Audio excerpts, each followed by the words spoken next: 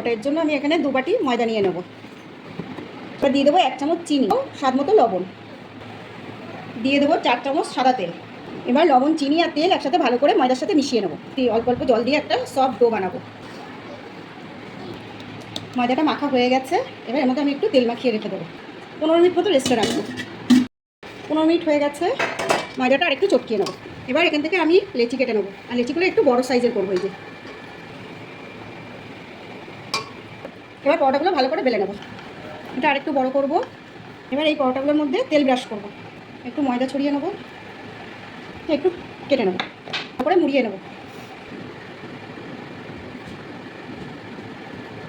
এরকম করে সবকটা আমি বানিয়ে নেবো। আর এই যে করেছি এইভাবে আমি সবগুলো তৈরি করে নেবো। আমি এক একটা করে লেচি বেলে নেব।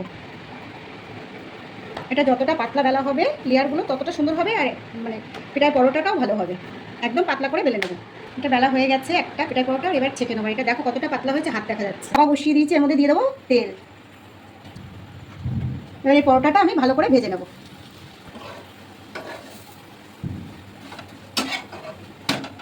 একটা পরোটা হয়ে গেছে, আর দেখাচ্ছি কতটা সুন্দর হয়েছে এটা।